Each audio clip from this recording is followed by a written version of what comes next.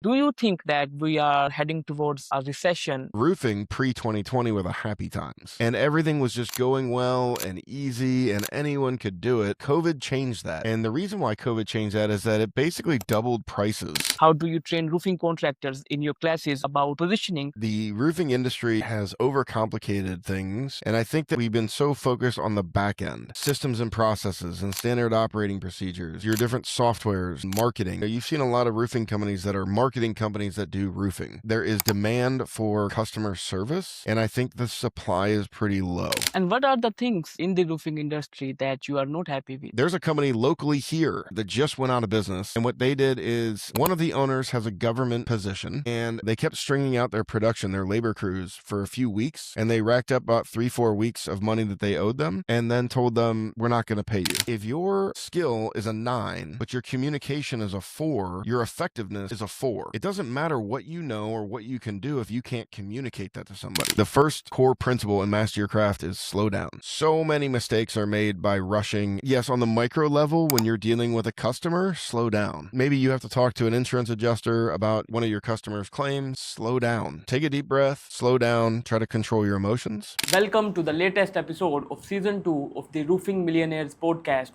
the only roofing podcast where we don't promote anyone and we don't sell you anything. In this episode, we are sitting down with Chris Zimmerman, owner of At Your Service Roofing in Ohio, co-founder of Master Your Craft, and someone who has spent 15 years in this industry figuring out what actually separates roofing companies that survive from the ones that don't. We talk about what really happened to the roofing industry after COVID, why Chris is opening more locations while everyone else is shutting down, the communication gap that is silently costing roofing salespeople thousands of dollars every single week, and the tool he and his partner John are building to fix it. We also get into something nobody is talking about honestly, why customer service has become the rarest competitive advantage in roofing right now and what it actually takes to build it. If you find any value in this episode, please like and subscribe to our YouTube channel and leave us a 5-star review on Apple Podcasts so we can keep bringing conversations like this one to you. Let's dive in.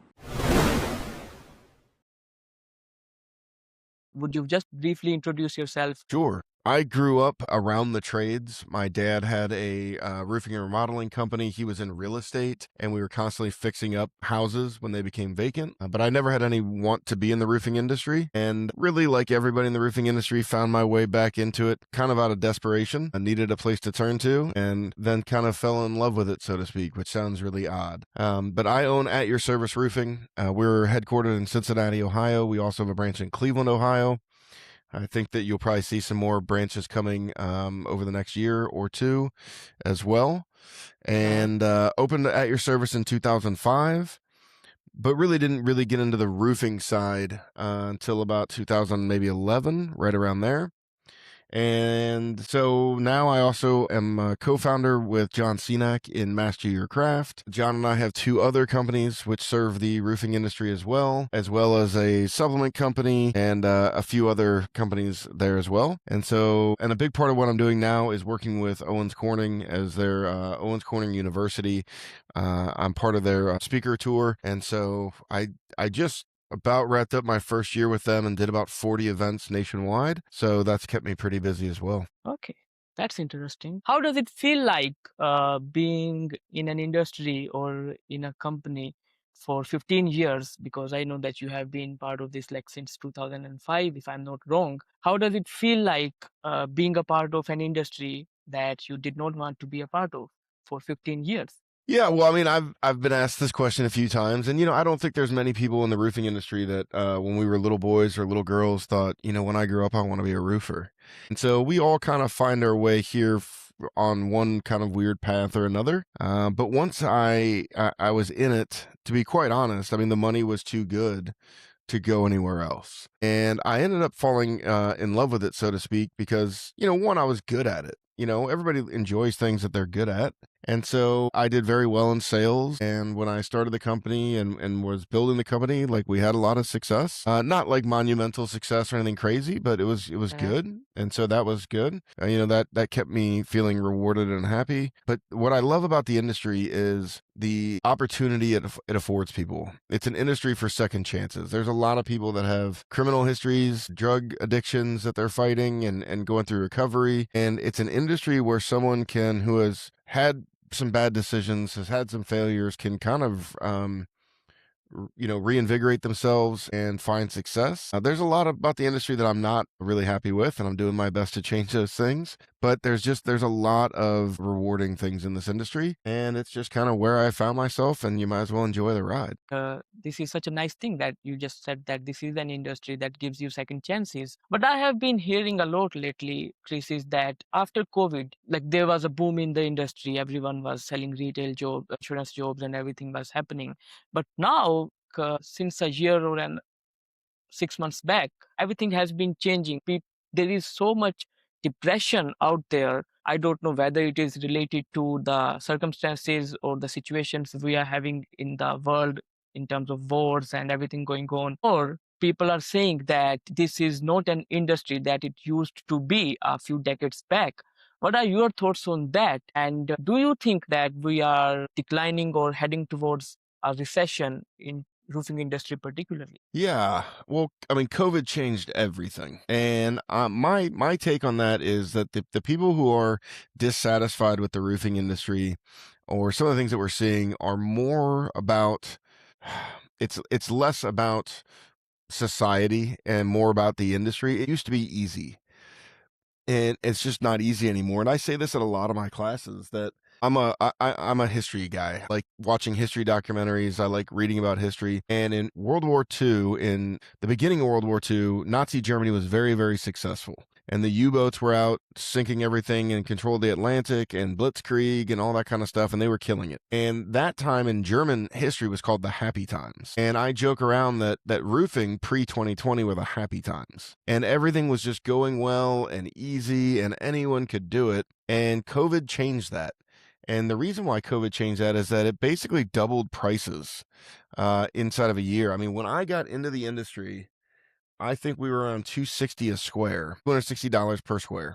And when COVID hit, we were at $330. And that's 10, 12, 15 years. With very little increase. And now, at least in my market, we went from $330 a square to $500 a square virtually overnight. And we're in the, $600 a square. So in something that only raised 20% over 10 years, it then doubled in a couple of years. And so that's going to have consequences. Insurance companies can't up their rates fast enough to keep up with that kind of increase in cost. And I think that's where we've seen on the restoration side of the business, where claims have gotten so difficult, is really that's the main driver of that. And so again, you've got people that it used to be easy and now it's not. Now, for me personally, I love COVID. I was actually thinking about selling my business in 2020, 2021, or getting out of the industry because I was bored. It was just rinse and repeat. It was really doing the same things over and over. And I'm a starter. I'm a problem solver. And so when things got really, really tough, that's for me, that's like, okay, great. Now there's challenges, there's problems to solve. But for most people, that wasn't the case. And I think that's where most of the kind of fear, uncertainty, and doubt in the industry is kind of coming from now. And there's a lot of people out there panicking. The sky is falling. Claims and restoration, that's dead. It's got to be retail. And private equity is a real concern for most companies. And so there's just, with AI right now and technology moving as quickly as it is. And so, yeah, it's going to create a lot of fear. But whenever there's massive changes, there's massive opportunities. And so I think for the people that are able to kind of take a deep breath and slow down and evaluate things and make some good decisions, there's even more opportunity now than there was pre-COVID. Okay. Speaking of that, do you believe that there are other sides to this story as well? Like I meet people all the time and they say that homeowners are not ready to pay. They just want the cheapest option. Like the market is really bad. I can't take jobs because the cheapest guy always takes it. And now I don't want you to get into that sales side of things, like how you can close more deals and stuff like that. But one thing you mentioned in earlier part of this interview is that you are going to launch new locations in the coming time as well.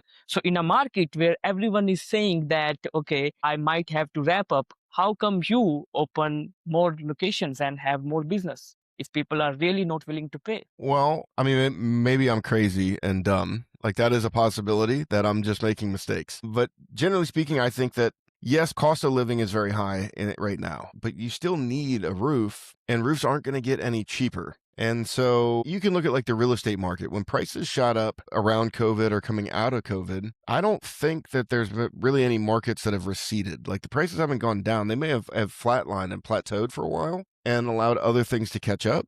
But either way, those who sit on the sidelines end up getting hurt. Between financing and the fact that prices are going to continue going up, people still have to have roofs. And so it's really more about how you position yourself. So I just think that, again, there's people getting out of the industry. We've seen that. We've seen a lot of companies close. And I've been calling for this for years. We're actually about 2 years behind where I thought we would be.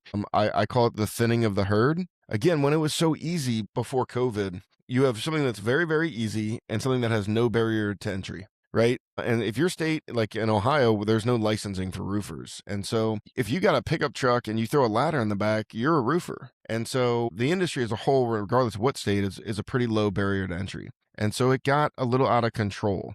There just got flooded too many. And so their market needs to correct itself. There needs to find balance. And I thought that was going to happen a couple of years ago. It's taken longer than I expected, but I think we're seeing it now where there's a lot of companies that are going out of business. And so again, that's just more opportunity, I think, for those that are staying in the business. There's more people out there that are, as far as like your sales team or production teams, the employees are more readily available. There's less options for homeowners, and there's still a void in the market, I think, of people that want to do it on a more local level, that are quality of work driven, that are relational. And so what you're starting to see, I think, is the industry is heading in one of two directions, either the private equity direction or in the really small, hyper local and small direction, owner operators. And there's still a kind of a sweet spot in the middle that I think fits my vision and values and what my company's all about. And so I see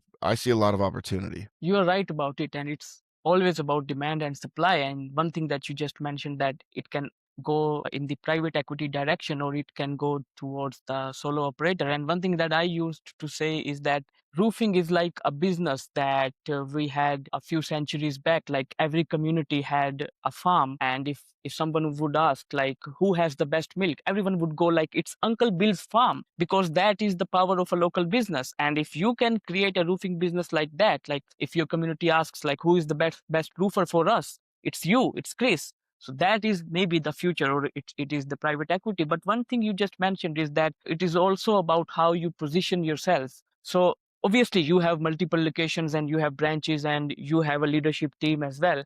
How do you train your team, or how do you train roofing contractors in your classes about positioning, or what is your positioning strategy for the coming time for your roofing company? Yeah, I think that our positioning is really a return to customer service. The roofing industry has overcomplicated things, in my opinion. And I think that we've been so focused on the back end of your, systems and processes and standard operating procedures and your different softwares and marketing. You've seen a lot of roofing companies that are marketing companies that do roofing, or they're sales companies that operate in the roofing space. And so for us, we see there is demand for customer service, and I think the supply is pretty low. And so that's really where we're kind of positioning ourselves, is a company that is educated enough to know how to operate in the retail space or the restoration space. But the focus isn't about our commissions and our revenue and our money. The focus is on customer service. And I often tell people, like, you can't fake that. it's pretty easy for your customers to sense it. And so those that are really concerned about the customer and care about service, I think are in a position to do really well. Again, that the roofing industry for years has been about sky diamonds and, Lambos and Rolexes and, scaling the company. And we've kind of idolized people that were able to do those things. And there's nothing wrong with those things. Like, I want to be very, very clear. I'm not saying that those are bad things. That's not what my focus is, and that's okay. But I think that, again, there's just a void for local companies, and not just the roofing industry, like anything. There's a real void. Society, our culture, remembers what real customer service used to look like, and I think it's gotten fairly rare, and I think there's going to be a demand for that. Chris, don't you think that customer service is something that a customer experiences once they have become your customer? But in order to make them your customer, you have to make the sale first so they can experience what kind of customer experience or customer relationship strategy that you have in your company. And I think so it is easy for you to say because you have been into this industry for like last 15 years and you have that reputation, you have that strategy, and you have that experience as well to just like make things work. But if someone like me, or if there is someone just starting out, they have these fears and they find it difficult to show up against guys like you or companies like yours. And if they have to like, yes, maybe they want to have the best customer service, but they are against guys like yours. So how can they show up against companies like yours or like big companies and make the sale in the first place so the customer gets to experience what kind of customer service they have? No, that's a great question. So I think a lot of those things that you just mentioned are based on assumptions and fears and not in reality. So I was talking with a good friend of mine, and he's a very sharp businessman. And he said, Chris, with your brand, you could do this and you could do this. And I said, well, my brand is strong inside the industry. Other roofers know who At Your Service Roofing is. Homeowners don't. And he goes, no, Chris, you've been around for 15, 20 years and you have great reviews. And I asked him, I said, name 3 roofing companies here in our, where we live, other than my company. And he named one. And I said, well, yeah, but they're like, their business is on your street, right? Like you drive by them every day. And he goes, well, yeah. And I said, well, that doesn't count. So name any other roofing company. And he couldn't name a single one. So in the roofing space, because most of it, like, yes, there's repair work and you can do maintenance agreements, but for the most part, you make a sale and that person doesn't need you. That house doesn't need a new roof, hopefully for 20 to 30 years. And they might move and need a house or refer you, and that's all fine and well. There's branding and is really difficult in the roofing space. And so I think a lot of people assume those things, but they're not necessarily true. The other thing that I would tell people is you have to prove it to your customer, not tell them, right? You have to show them what you're going to do, not tell them what you're going to do. Every single person that they meet with is going to tell them the same thing.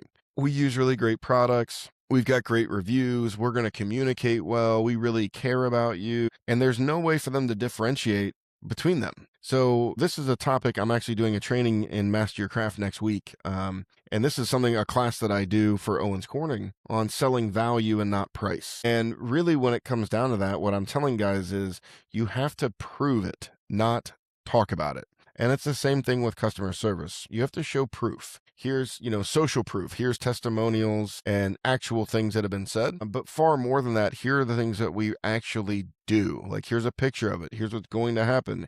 Here's what our workflow looks like. Here's what every step of the way. Because if you just tell them, it means nothing. If you show them, it has a lot of impact, and people are willing to pay more to receive more. But if they don't understand that they're going to receive more, then of course they want to pay less. So there's brand new companies out there that can survive. It's all about their message and their narratives. And so I think, like you said, if you're feeling that way, I think I want to challenge that. Is that based on like evidence and real world examples, or is that based on your fears and assumptions? Because my guess is primarily it's based on fears and assumptions, and you need to just put that out of your mind. It's actually correct, because I have read so much about branding, and one thing that I have noticed is that it's all assumption. Like a human mind, even you and I, we see so many advertising online and offline every single day, but we hardly remember. If I ask you like name three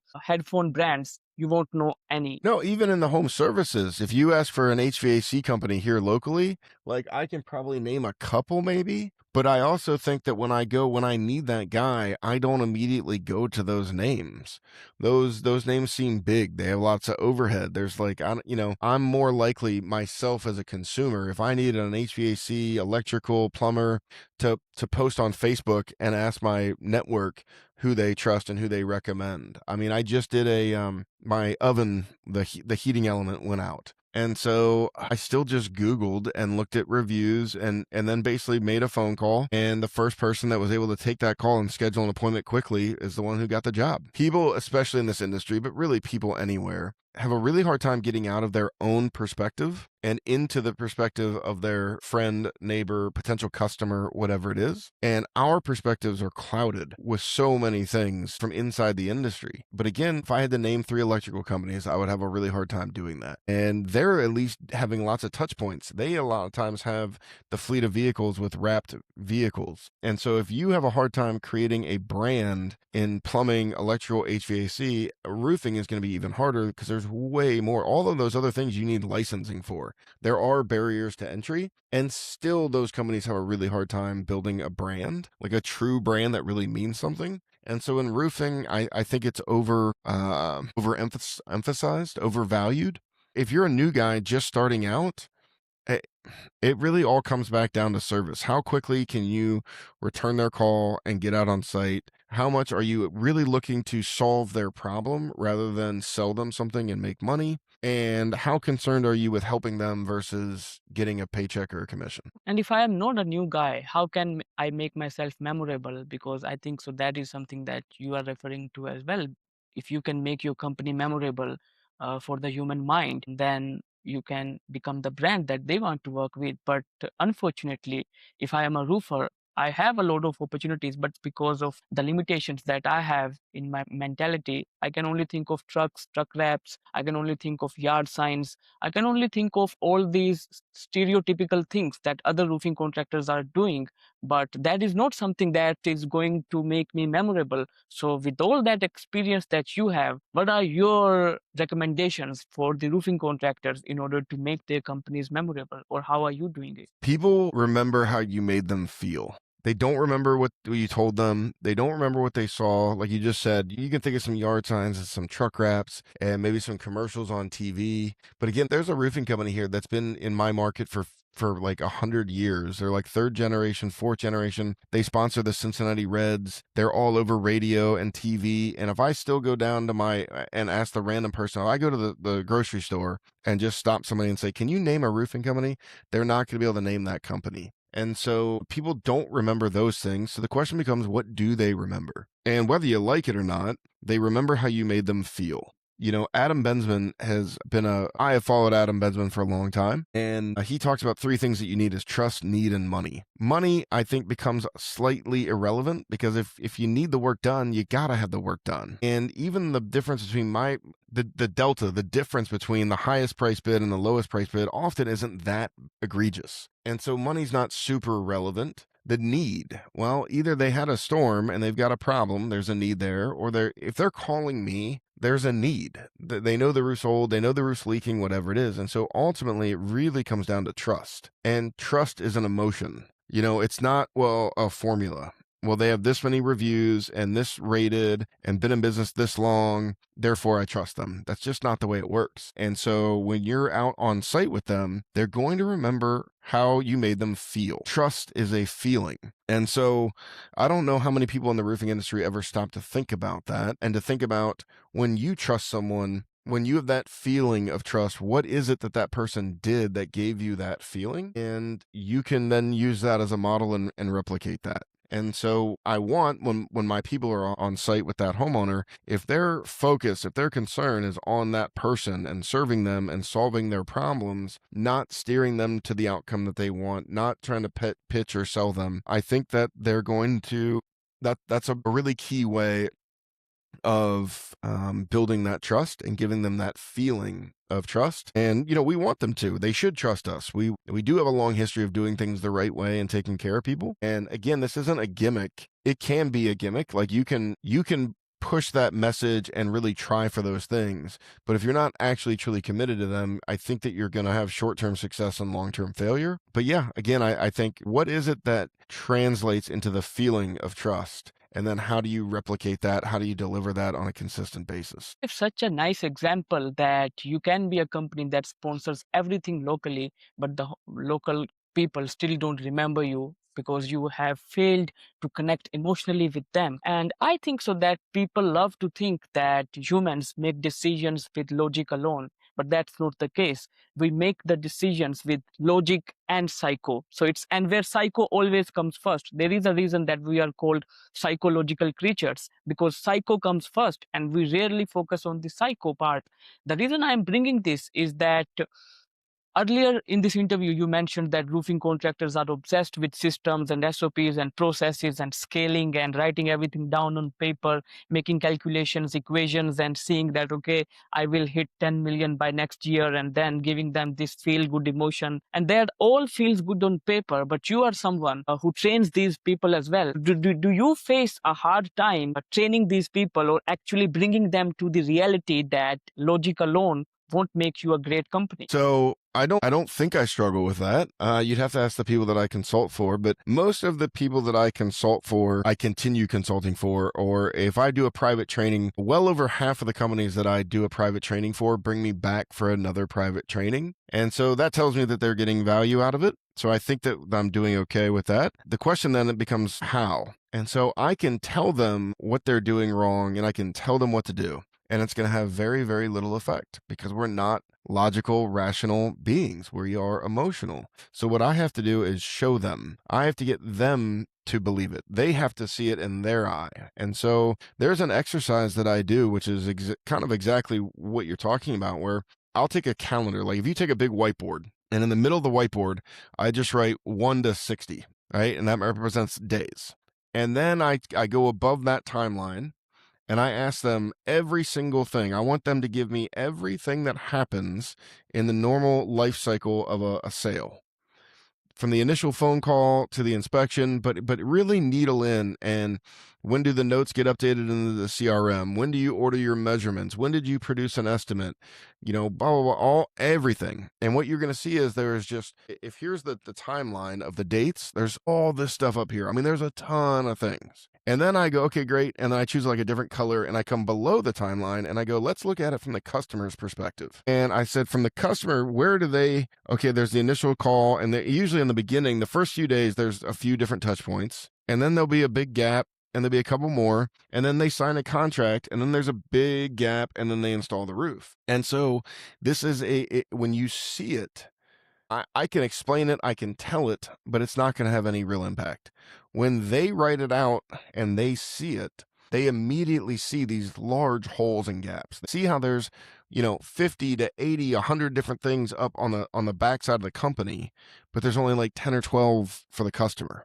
And usually what happens is by the time we get done, I step back and I don't even say anything. And the owner of the company is looking at it and he's like, oh my God. And I go, you see it, right? And he goes, yeah, I see it. I said, see, you've been viewing this thing from your perspective the entire time. How to make your company more efficient, how to be better trained, how to be more consistent, how to be this, how to be that. And you've completely forgotten to think about your customer's experience, what they see, what they feel. And so again, I can tell them that, but they're not going to really grasp it. But as soon as they actually see it and they decide, oh my goodness, look at this. Now we can go, at least now you believe it. Now we've also visually, we can see the gaps, the holes in the timeline, and we can now start to go in and fix this. And let's view this as a customer of XYZ roofing company. What are they experiencing? What are they thinking? What are they, and we can walk through and plan that out. And the results that they have from that are generally pretty extensive. Okay.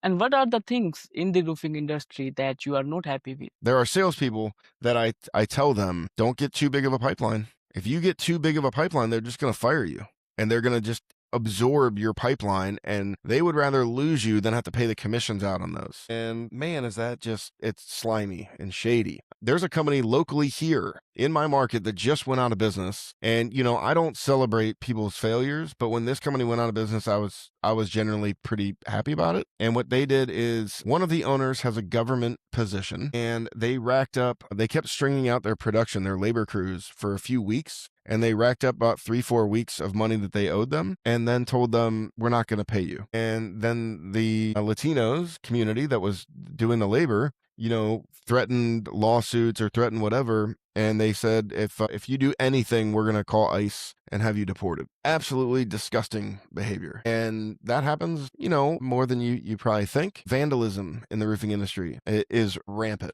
It's gotten really out of control. It's really, really bad. And, where guys go up and mimic wind damage, try to mimic hail damage. Finally, the industry is starting to call that out a little bit.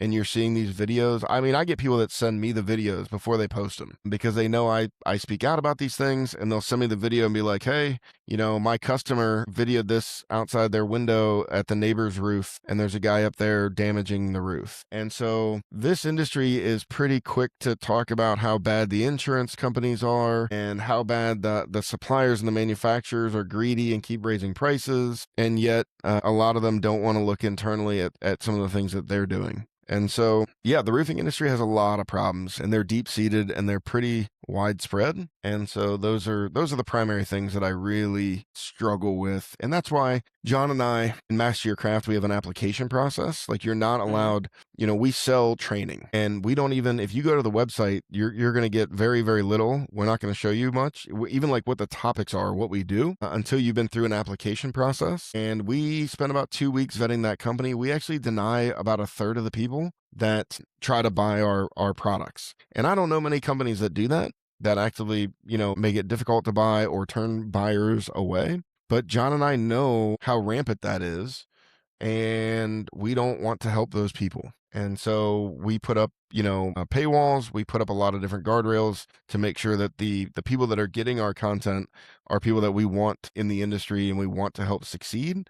Because there's just a lot of companies out there that we don't really want to help in any way, shape, or form. I had another question for you, but you just mentioned that there are a third of roofing contractors that can't master your craft. So, what is the criteria that you follow for roofing contractors to get into your training? So our mission is to create a community of like-minded contractors committed to protecting homeowners and running a good, clean business. And so that's really the bar. Do you care about protecting homeowners, and do you run a good, clean business? And I don't want to get any deeper than that, but it's really not that hard to find out those things. John and I are very in tune with the industry. I mean, the community is large enough at this point where we can go into our own community and say, hey, this company in this market has applied. Most likely we've got a company or two in that market, and they'll usually come back and say, like, dude, they're a great fit. I know those guys, they do a good job. They really, live out the vision and values of Master Your Craft. Or they come back and they're like, dude, I'm telling you, like, you do what you want to do, but I know those guys and they don't really fit the culture here. And so we've got an actual like process for what we do for vetting. But yeah, it usually takes us about 2 weeks. It's really not that hard to figure out. And that's what we're looking for. Do we believe that company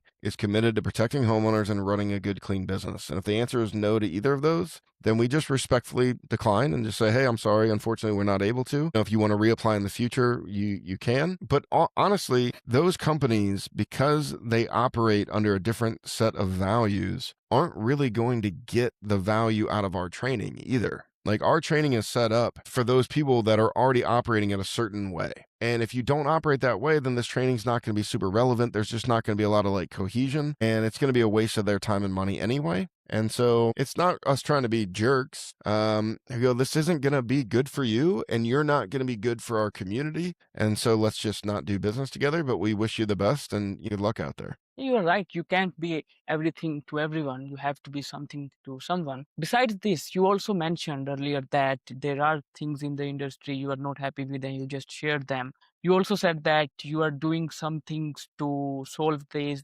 things. Is there anything that you are doing besides master your craft to make the roofing industry better place? Yeah, so John and I have two other businesses which are relatively young. The first one is called Unit 5, and it's an ice impact testing laboratory. And we are doing some incredibly cool things there. We are building a mountain of data, and we have a deeper understanding than anything we've ever seen. Most, not all, but most scientific studies that have been done regarding ice impacts on shingles, I believe, and this is my opinion, it's not a fact, that someone has come to that testing facility, that whatever, and said, here's the outcome we want you to come to, and here's the money that we're going to give you. And they designed the test to get to the outcome. And so John and I are big believers in objective truth. And so we decided to right that wrong and kind of solve that problem. And so we are testing thousands of products. And I don't want to go too much deeper into that one. The other one is actually one that I would like to talk about a little bit. And that's a product called Gladstone. And Gladstone is an AI software that John and I have built. The easiest way to describe it is to say that John and I, as well as a couple other people in the industry, have kind of downloaded our brains into AI. And it took about a year to build, and then we beta tested it for, 4 months maybe. And we've actually been live with that product for about 2 months. And we did what's called like an early access. We're still working out some last kinks, getting the user interface modified, but we are revenuing, and we're targeting a July for full launch. And so that will be something that is a per user base, like any person can just buy, and there's no application process. And so for a certain dollar amount, which I'll just say, right now we're targeting $100 per month per user. And this software will integrate basically with your email. And the easiest way that I can think or say it is it's like having John or I writing your emails. So John and I have been teaching in the industry for a long time. And we used to teach the what. Here's what you need to do. They go, Chris, I have this problem. I go, okay, here's what you need to do. And that helped, but it didn't solve the problem. And so then we started teaching the how. Well, here's what you need to do, but here's how we do it. And then last year we started teaching the why. Here's, again, you've got this problem. Here's what you need to do. Here's how to do it, but here's why you need to do it this way. And if you understand the why, then when things change and you can pivot on your own because you actually understand why you're doing these things. And then we realized all of these things help, but they haven't solved the issue. And John said something on stage that really hit me. And he said, if your skill is a 9, but your communication is a 4, your effectiveness is a 4. It doesn't matter what you know or what you can do if you can't communicate that to somebody. And so that is a massive problem in our industry, is that people in this industry tend to lack a high level of communication. And so we built the program to do that. And so it streamlines your communications, whether that's with your customer, maybe that's with the adjuster, maybe that's with whoever, like whoever you're dealing with in your business. And so the AI tool will already read the email that comes in and will basically already have a draft written for you that you can then proofread and use as training. You can send that email if you want. You can then tweak it. And most of the AI programs that are out there are prompt-based. It's good data in, good data out. If you don't give it good prompts, it's not going to give you good outputs. And most of the people using it don't know how to give it the right prompts. And so we didn't go that way. Our system will collect information. We will ask you, do you have this piece of information and this? And so we ask you, you upload whatever you do have of those. And then that's what everything is based on. And we don't wait for you to give a prompt and ask for something. We deliver it. And then you can prompt it to change it and tweak it and edit it if you like. And so what we're seeing from that has been really astounding. I am shocked at how advanced it is because we're really still on version 1, right? Like we just launched, and granted, like through training it and beta, we've been through many different versions. But as far as like officially, it's just the first version. We have got a laundry list of development, software development that we want done. And it's going to be incredibly more powerful, but it already is. The feedback that we've gotten has been far better than I imagined. And so the people that are using it are reporting not only better success, but the real beauty is the amount of time that they're saving. And so most people that are using this product are saving somewhere between 5 and 10 hours a week of their time while also getting better results. And so they're making more money in less amount of time. That's more efficient. They can then either use that time to kind of restore the work-life balance. and spend more time with family and hobbies, or they can use that time to go out and sell more and make more money and grow their business, whatever it is. And so that's something, again, that John and I are super proud of. And again, that product is called Gladstone, and it's actually very simple to use. You don't need a lot of training. There's not a big onboarding process. It's pretty simple. What is the primary purpose of this software, Gladstone? Because you just touched a couple of points like communication with the insurance adjuster, communication with the customer, communication with the team, or communication with the vendors or anything. But is that primarily a software, communication software that a roofing company can use to communicate with the adjuster because it has your knowledge and your brain integrated in that? Yeah, so I want to be very, very clear that this is not a claims handling software. That's not what it's designed to be at all. It's a communication software. It's meant to streamline, to make more effective and more efficient communications. But yes, it is trained on, again, most of the other things that are out there. There's a lot of guys that have been building their own ChatGPT model or using other softwares. But those softwares are all still based on either what that user knows and has put into it, or what's just out there in the public space. And that's not what ours is. Ours is downloading John and Mai's brain. So not only the leverage points that we use, not only the data sets that we use, I think that the model is trained on a tighter, better set of data than anything else that's out there. But it's also going to communicate in the tone and the way that we communicate. And so if you're a salesperson in the roofing industry, if you're talking to an insurance adjuster and you're like, hey, I need drip edge on the rakes and eaves. The homeowner reads that email maybe, and they're like, what is drip edge? What's a rake? What's an eave? And so then you got to switch your speak. And then when you're talking to the homeowner, you got to say, well, it's a metal flashing goes around the perimeter of the roof. And the eave is like the gutter line, and the rake is the edge of the house that's on an angle. And and so I don't think that other programs are doing those things. They're just not doing the communication piece very well. Another example I would give is John and I do these classes. And so, we probably each do 40 to 60 a year. And there's on average of 100 roofers in the room. And I ask them almost every single time towards the end of the class, I say, what percentage of today's information do you think you're going to retain? And the most common answer is 20%. And I said, okay. And now I think that's fair. Now, how many of you are planning on going back to your office and training your team on these things? And, everybody pretty much says yes. And I said, okay. And when you train them, you take 20% of the content and you train them, what percent are they going to retain of yours? And they go, oh crap, 20%. And I said, so what's 20% of 20%? I believe is 4%. And so another way of looking at Gladstone is, or imagine if there was something that retained 100% of every training John and I did. And then that was writing your emails and handling your communication.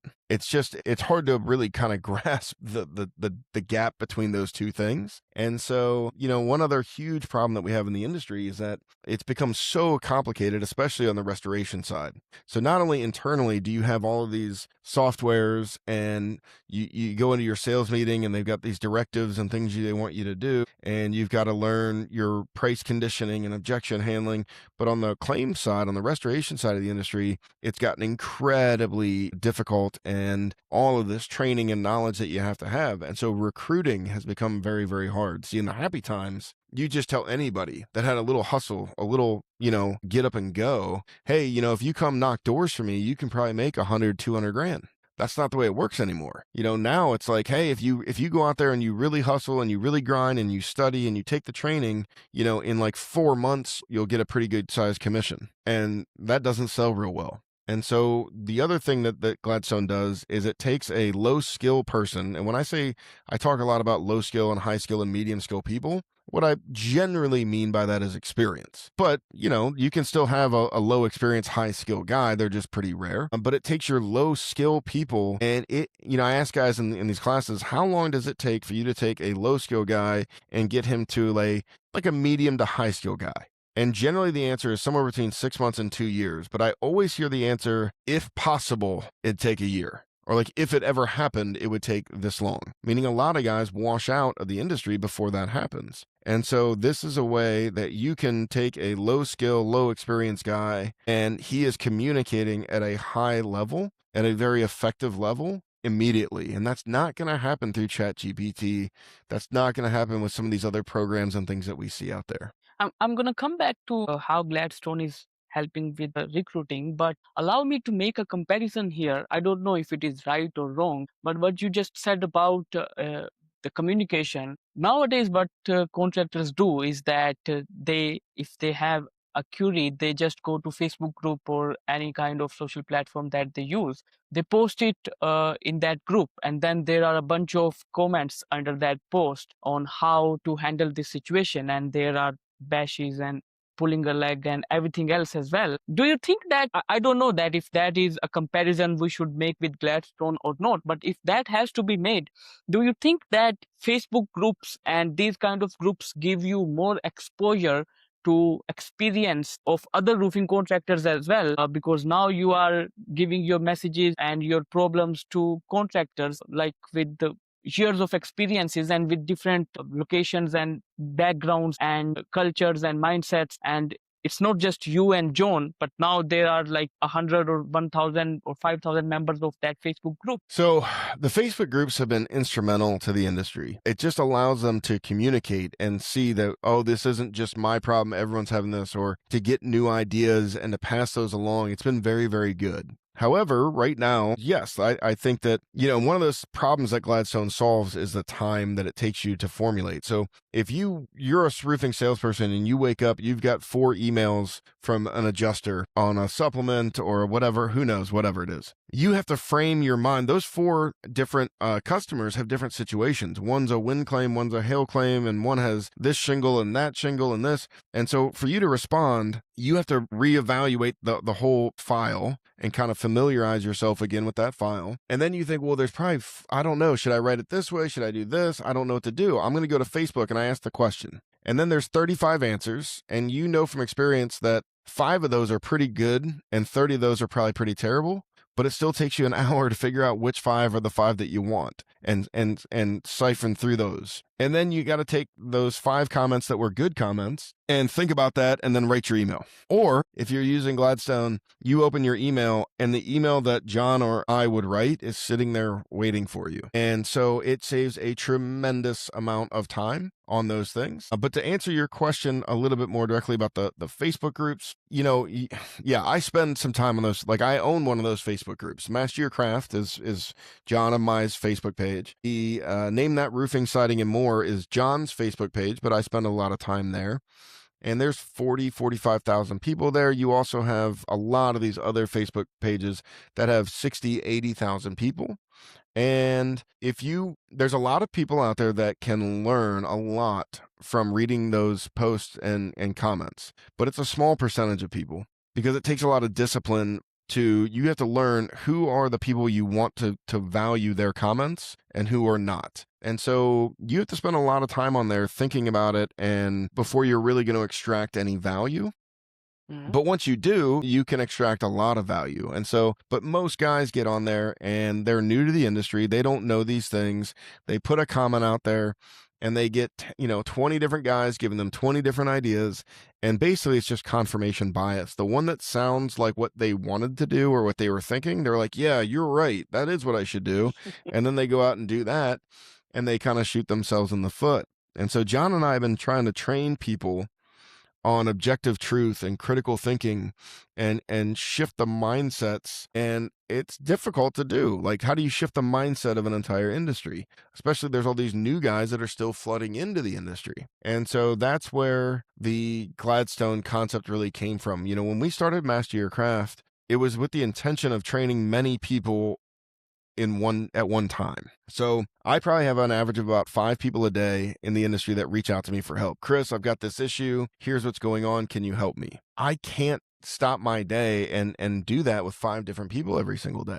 But I can get on a Zoom or, a digital training and deliver a piece of content that dozens or hundreds of people can then watch. And so it makes my time and therefore my output, my influence, my whatever, a lot more efficient. And so it's really the same thing, that there's only so many people in the industry that truly want to master their craft, that truly want to learn at a deep understanding how to do those things. And so that's great. And for them, that's fantastic. But for the rest of the industry, there's some real problems, and it's the homeowners that are suffering. And so that's kind of why we created the Gladstone tool, is to help really anyone. It's not a silver bullet. It's not an easy button that just automatically, changes everything, but it's as close to an easy button as I've seen in this industry. And again, you can understand the what, maybe the how, maybe even the why, but if you can't communicate those things, it doesn't really matter. And that's something that John and I have shown over the years to be very good at. And so again, the ability for that person to log in to the platform, have the file already built, and have a response that's coming directly out of the brain of me and John and other core people is a pretty darn powerful. I just have a few more questions for you, Chris. That you just mentioned that Gladstone can help with recruiting as well. And correct me if I am wrong here, but what I can think of is that it definitely does not help with creation of systems and processes, since it is a communication tool.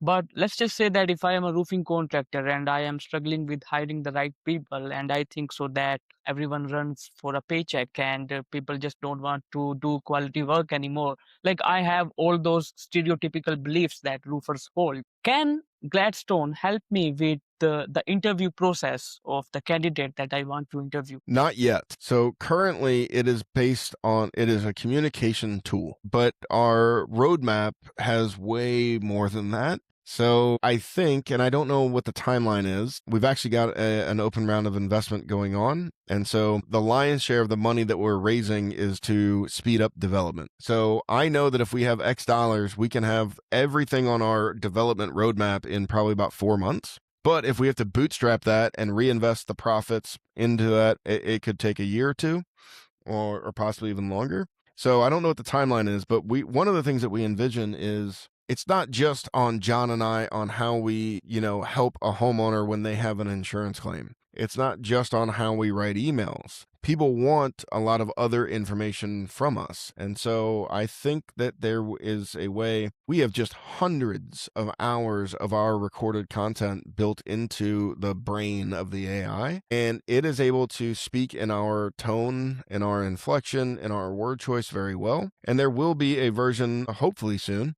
where you can ask anything. And it's basically now, instead of having John and I inside your company writing your emails, you have John and I inside your company as a private consultant full time. And so you might say, hey, I've got, interviewee A who had these strengths and weaknesses, and this is the things that they said. Here's interviewer B. You might record those interviews and just upload them into Gladstone, and you're going to have either John or I or a hybrid of us saying, here are the red flags that we see with each of these. Here are the pros and the cons.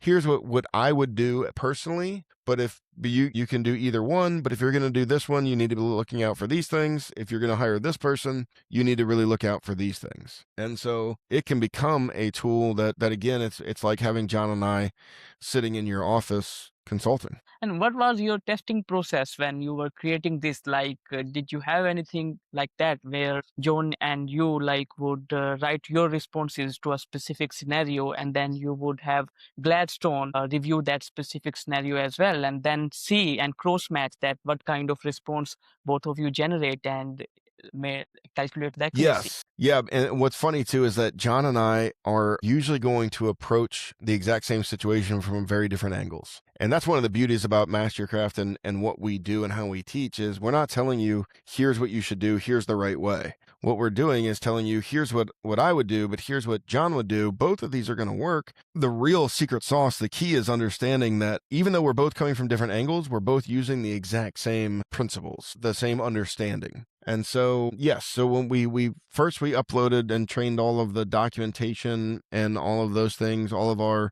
leverage points, all of the way that we do things. We also, whenever John and I are doing a training, we're usually mic'd up, right? There's a little DJI mic hanging on the shirt. And so we're able to put all of that transcriptions right into it. And so we started by feeding it all of those things. And then we gave it real world data. Like, I own a roofing company, and we also have all of the companies in the Mastercraft community. And so everything that we do, we test first in my business at Your Service Roofing, and then we test it in a select group of Master Your Craft businesses, and then we test it to the wider Master Your Craft community before we actually, bring it out to the public, to the market. And so, we took it with my company first and then with a select group of other companies, and we allowed it to create its own output, and then went back and said, this is a word that should rarely ever be used, or this was too assertive, or this was too technical, or, you know what I mean? And just a lot of those things back and forth before it really started to work itself out. And it's now at the point, I told this story on another, I think, podcast, but there's a guy that was using the software, and I didn't necessarily know who the ones were that were using it. So he reached out to me, and he's in the Master Your Craft community, and he's a friend of mine. He goes, Chris, I'm really stuck on this one. Here's the latest, responses. Here's some of the information that I have. And this is the response, this is the email that I was going to send. And I read it, and I thought, man, that's really good. I thought, man, these guys in Master Your Craft, they're really starting to get it. They're really starting to understand it. What a beautiful email. And I go, in my head, I said, there's a couple little things that I would tweak, but very, very minimal. And it's not even really worth talking about those things. So I responded back to this person with 2 words, and all it said was solid gold. And the next response I got was good, because I ran it through Gladstone, and that's the email that it put out. And I thought, so on one hand, I'm like, well, I thought these guys were learning, their skill level was increasing, so I was disappointed there. But on the other hand, I was seeing what Gladstone was doing in the real world. And my response was, man, that is solid gold. Like, I was a proud dad. Like, yes, that is beautiful. And then the feedback that we've had, I keep going back to my operations director going, well, what's the negative feedback? And he's like, well, there's not really like negative. There's some things to tweak. There's some bugs and kinks that we got to work out. But nobody is saying that this is taking them more time. Nobody's saying that they're not getting results. Some of the feedback has been absolutely outstanding. And there's a couple of companies that are really diligent about tracking everything in their business, where the owner has got processes in place to track time, how long it takes to respond to an email, how long it takes for a file to close, how long it takes for everything. And the data that we've seen there has been shocking, to be quite honest. I mean, their people are saving like 20 to 40% of their time. And that's pretty crazy to me. Is there anything that you feel you can add to this interview? Well, I tend to get the question a lot of, if you could tell a new guy in the industry one piece of advice or things like that. And so there might be, and I don't know your audience that well, but I'm guessing that those people that are watching it, there might be some people thinking like, what's one thing that you can point me to, or what should I be doing? So I'll rattle off a couple of my kind of standard answers at this point, but I think I stand by them. I think that they're important. The first thing that I would tell people is actually the first core principle in Master Your Craft is slow down. So many mistakes are made by rushing. And so one, yes, on the micro level, when you're dealing with a customer, slow down. Maybe you have to talk to an insurance adjuster about one of your customer's claims. Slow down. There's so many mistakes that are made when we're rushing. Just take a deep breath, slow down, try to control your emotions. When you're dealing in the restoration side of the business, objective truth is key. Evidence is evidence, truth is truth. And so focus on those things. Quit trying to win with arguments. Quit trying to win, by just trying harder, and start focusing on evidence and facts and truth. And then another thing that I would tell people is read. For me, I don't know if you can see on there or not, there's a bookshelf in my office here. And so you got to read. There's so much knowledge and wisdom and experience out there that you don't have to learn on your own, that you can take from other people. Now, me personally, I like to actually read. I'm older. When I listen to an audiobook, it's playing and I start thinking about something else. And then 20 minutes go by and I go, oh, wait, I haven't been paying attention. And so, or I've got to listen to the audiobook in many, many different sections. It doesn't work good for me. I don't care. If it does work good for you, then do it. So whether you actually read a physical book, you have an audiobook, you have an AI program summarize the book and put it into notes, or what, I don't care what it is, but I would highly encourage people to read. And I would say for the most part, right here next to me is Chuck Tokey's Complete Field Guide to Successful Sales Leadership. So, I teach on these things and I'm still sitting here reading. And so generally speaking, I would say read from outside of the industry.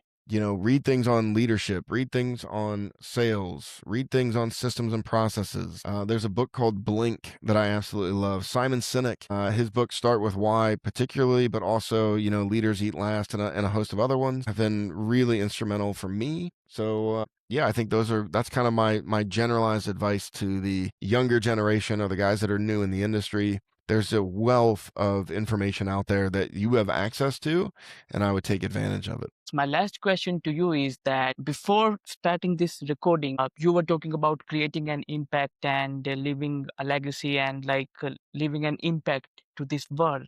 So right now, at the stage of the life where you are at, what kind of impact do you want to leave in this world? That's a heavy question. I don't have a master plan. I don't think things work in the world of business and really the world of life. Timing and kind of luck are probably more significant than plans and strategy and execution. And so when I look at things, I like to kind of forecast out, vision a number of different situations, or really, I shouldn't say that. I vision an outcome and I realize that there's probably many paths to that outcome. And if I choose one path and one thing doesn't go right, I'm cooked. And so I focus on the general direction of working that way, knowing that I might break off in many different paths. And looking back, the actual path that it took to get there might be very different than what I expected it to. And so I can tell you that I feel like John and I have had a small but statistically relevant, measurable impact on the roofing industry. And that is my initial goal, is to change this industry. Now, to what degree and what percentage, I don't know. But to have a real impact on the industry and shift at least part of the industry's mindset towards things like objective truth, towards customer service, towards it all, everything comes back to service first and truth second. And if I can get a chunk of the industry leading that way, thinking that way, then I'll feel successful in my career. And then I can see a day where I exit the roofing industry and it's the same thing, but to the broader, public. I've got some thoughts on where things might go or where that reach might be, but I think that the core message is the same. It's service, right? Most humans who are truly happy are people that serve other people. It's littered through the Bible. It's littered through most, holy books and religious teachings. That's where true happiness really comes from. And then that's I think number one. And then number two is truth. Our society and our culture, truth has been eroded. Social media, you can get on social media and craft you look one way and that's not really what reality is at all. And that's eroded truth. And I think parts of our political spectrum and things that are happening there's an eroded, this phrase of like, well, my truth.